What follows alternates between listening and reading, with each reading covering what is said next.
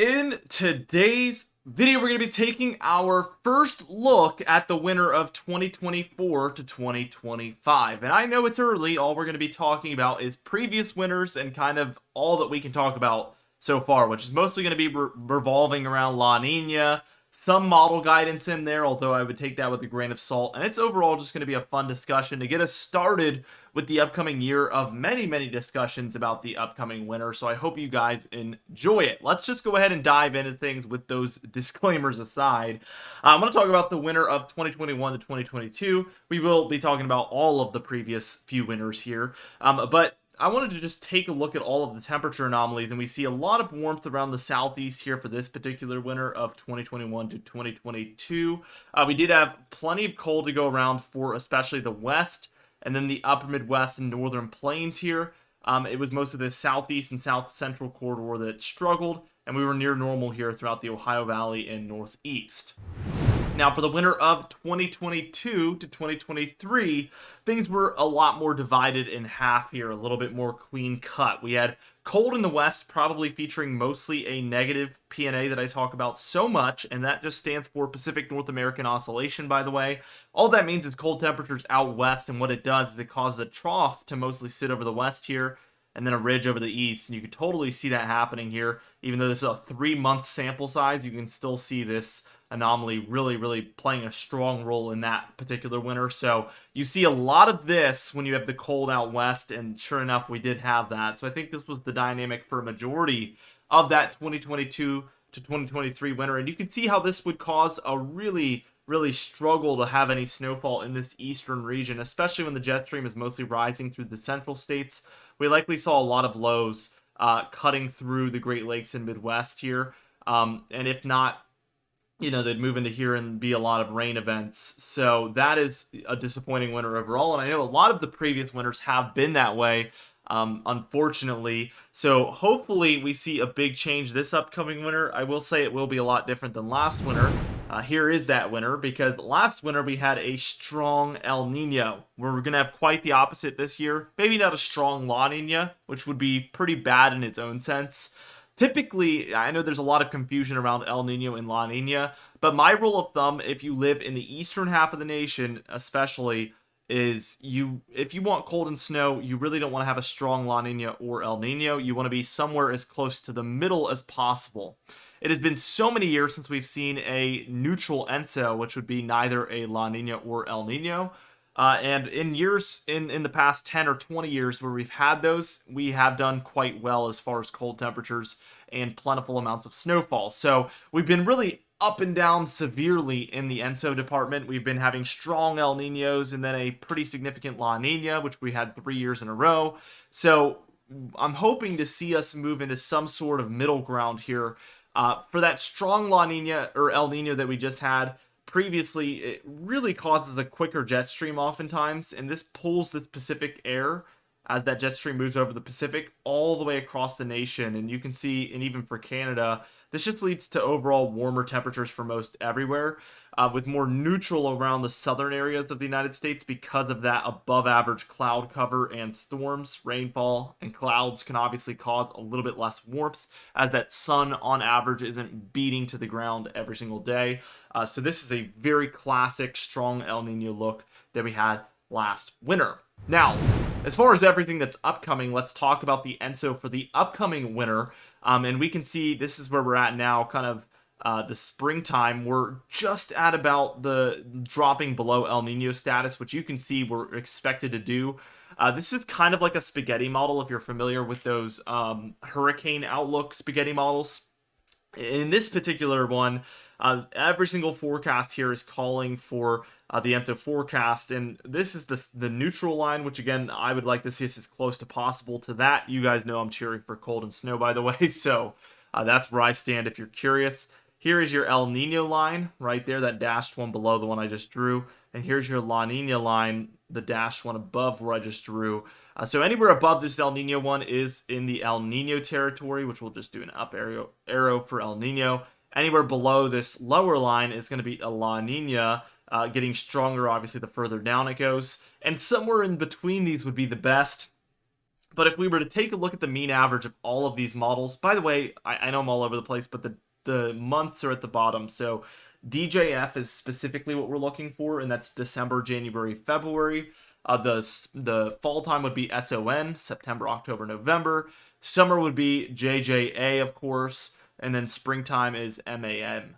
So for the wintertime, it does look like the mean average is going to be just below this La Nina line. So a weaker La Nina seems to be the most likely outcome for this winter. And of course, I would love to see it above this dashed line. I would love to see us somewhere in this territory instead. That's pretty close though. And I would, if we're going to be in a La Nina, I would say as weak as possible is going to be the best case scenario for cold and snow chances in the east. Anywhere in the middle here would be absolute best. And I would say I've looked at the January, February, and March forecast for this as well. This one in particular is the latest April forecast that we have so far.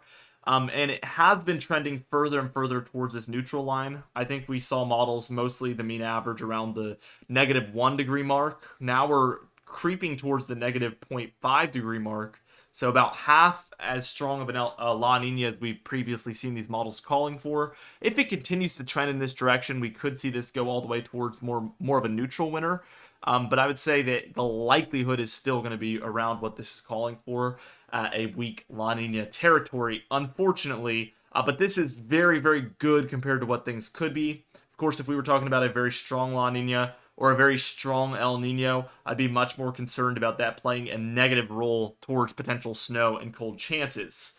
Now, let's get into the modeled guidance. And again, this part in particular, you're going to want to take with a grain of salt. Everything that we've talked about prior to this point is just previous data, which is fact. So there is no debate. You know, I could talk about that on January 1st, June 1st. It doesn't matter what date I talk about the history. It's just a fact.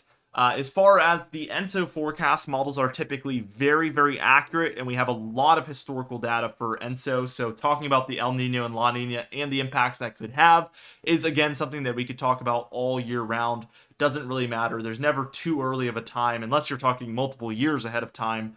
There's not really too early of a time to talk about that. But these temperature forecasts for the month-to-month forecasts, I would say could definitely be too early. So take this with a grain of salt for sure. Let's just backtrack. I want to just walk us through the entire summer here, actually. We have mentioned that I think it's going to be a warmer summer. And here's June. We see warmth across the south. This actually looks like the winter of 2021 and 2022 from earlier in the video, which is funny. As we move towards July, we get a lot hotter. So again, very, very hot for the summertime. August, same story.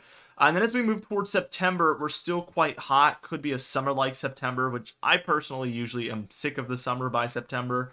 I don't really mind it. It's mostly October, November where I would want the cold to really be moving in, which we do not see here on this CanSIPS model, which isn't historically known for being great, but I just want to show you guys what we have here. This is kind of a video where we're going over everything for those that are curious, not really paying attention to which models are the best or worst. Any model can technically be correct, so I think it's better to just show all of them at this point, especially since a lot could potentially change in the future, and this isn't going to hold much weight either way, these particular models. I'd say this is more for just fun and seeing where things land later on in the year. By November, we do see a little bit of neutral temperatures creeping in for the north central and northeastern states here, with heat still prevailing for the south central and southeastern states. It's December when things start to look a little bit more up. It's clear that there's some cooler temperature anomalies around for the upper Midwest and north central states, Great Lakes, Ohio Valley, and Northeast in particular. This would definitely be a welcomed change versus the previous, I would say, 5 winters at least. By January, we do see a little bit of a thaw, some warmer temperatures prevailing in these areas. But by February here, we do see some cooler temperatures, especially for the northeast and north central states. It's mostly these central areas for the Ohio Valley, Great Lakes, and perhaps some of the Midwest, where we're seeing some warmer anomalies mix in. Out of curiosity, March looks about the same, which, you know, the fact that all of these months look kind of similar is a little bit concerning, that this isn't going to, again, hold much weight, but that's not too big of a surprise either way. But usually when we take a look at previous winters, you don't see them just sticking like this, you know, being the same. Typically these months are going to fluctuate a lot, and we're not seeing a lot of that. So the the odds of this being completely accurate is very, very low because we should see a lot more movement and change in there. But this model probably doesn't have a lot to go based off of this early in the year, which shouldn't come as much surprise. Here is, as we take a look here, this is going to be the CFS model, and this one's going to be quite the opposite. This one's calling for a lot of warmth, which this one does have a warm bias. I mean, we're looking at the nation. Here's June, July, August. I mean, it's red across the board for every single month. September, October, November. It's not going to be that way, okay? That is warm from coast to coast for every single month. That just seems very, very unlikely. Here's December, where things get very, very torchy in the east. Trigger warning for cold and snow lovers. This one is going to be, this one's rough. December, January, I guess we get a little bit of cold if you're, 100 miles from the Canadian border. Not that you need it. Warm anomalies up there is fine. You really need cold anomalies in the further south areas to see any cold or snow. And then February, I guess, it looks pretty nice, I would say, for the upper Midwest, Great Lakes, Ohio Valley, Northeast, and Mid-Atlantic as well. I think everybody would be quite happy to end a winter off like this, which would put us in better territory than we've seen for previous winters. But the Southeast has a little bit of a ridge here. Plains definitely do. And then out west, this is probably the driving force behind this cold, actually, is this positive PNA look, which does the opposite. Ridge there, trough here. Makes sense. Now, let's take a look at some weaker La Nina winters. And specifically, I found three. Where we were exiting out of a strong El Nino and entering into a La Nina by the next winter. So these are very specific anomalies, or analog years, better yet. Definitely going to be probably three of the only years in recent recorded history, as semi-recent at least, that have those kind of parameters. Now, here is 2009, or better yet, 2010 to 2011. 2009 to 2010 would be great. 2010 to 2011 was a pretty decent winter. We did have a blizzard along the East Coast. Obviously, don't bet on that happening specifically, but more importantly, the temperature anomalies here. Again, warmer summer is kind of the trend here with a lot of these things that we've taken a look at, June, July, August. So as a bonus, I mean, that's kind of going along with what I've already thought. September here, we still had some warmth along the East Coast. October didn't look quite cold. November didn't either. But by December, we really rapidly moved into a very cold pattern in the East. And again, look at that present positive PNA. That is so crucial to see this consistent cold in the East. Almost every single time we see cold here in the East, when we look at these analogs, there's a warm air mass out west. So I know it gets annoying when I talk about it, but it is it's such a strong statistic that it cannot be ignored. So there's December. Here's January, which was quite cold as well. And then finally, along the west, we see cold here for February of 2011 and some warmth as a result of that for the east. Again, the opposite of what we were seeing earlier. So a little bit of a wintertime thaw, which is normal. Usually in a cold winter, you'll see 2 cold months and 1 warm month. It's very rare to see all 3 be cold. Obviously, that takes a lot. So you do expect to see one of those months end up being a little bit warmer. In this case, February for 2011. I guess we'll look at March out of curiosity. And there was some cold to work with here, especially across the north and the west here as well. But we had a lot of warmth here for the south central and southeastern states. But again, cooler temperatures for a lot of the north here. As we take a look at this next year, which will be 2005 to 2006, another year where we exited out of an El Nino, quite a strong one, and then entered into La Nina status, weaker La Nina status. And we saw warmth here for June, July, August, once again in the east, so a very strong indicator that there could be a warmer summer this year. We've seen that across all of our analogs, all of the model guidance. Everything's kind of leaning in that direction. September, October, November also look quite warm in this year, so maybe a warmer fall as well. Unfortunately, that seems to be semi-likely at this point, but December rapidly cooled down, similarly to 2010. We had warmer temperatures here, especially in the southwest. It's not as strong of a positive PNA here, but it was enough to get these colder anomalies down here into the east. Not quite as intense as December of 2010. Most aren't, but this is quite cool, to say the least. January, big time thaw here. You can see very, very warm across the central and eastern states especially, but even the west there. And then February here, we saw things get more towards neutral. A little bit messy here, but we see some areas of slight warmth and slight cool air here across the United States, and this would be a pretty neutral month that could definitely be worked with. And then here is March, and we could see that that was a cooler month out west, so negative PNA that caused some warmth to prevail here in the central and eastern states. One last year here. Here is 1988 to 1990 or 1989 here, so we jumped way in the past here. But again, strong El Nino entering into La Nina status. You know, over the past 100 years, this has happened a handful of times, maybe. So June here looked a lot cooler. July saw some warmth move in, and August as well. But there is some cooler areas in there. September, October, November, they did actually have a kind of cold fall, especially there in October was quite cool. Again, you see the cold air in the east. What is present? A positive PNA. It's almost every single time here that this enables the cold to move into the east. And it starts with this warmth out west. It's not the cold happening and then it warming up in the west. That would be like, you know, throwing something in a river and it traveling upstream. You know, the winds move from west to east, so the west is upstream, the east is downstream. So it's the warmth in the west that affects the cold in the east here and causes it to occur.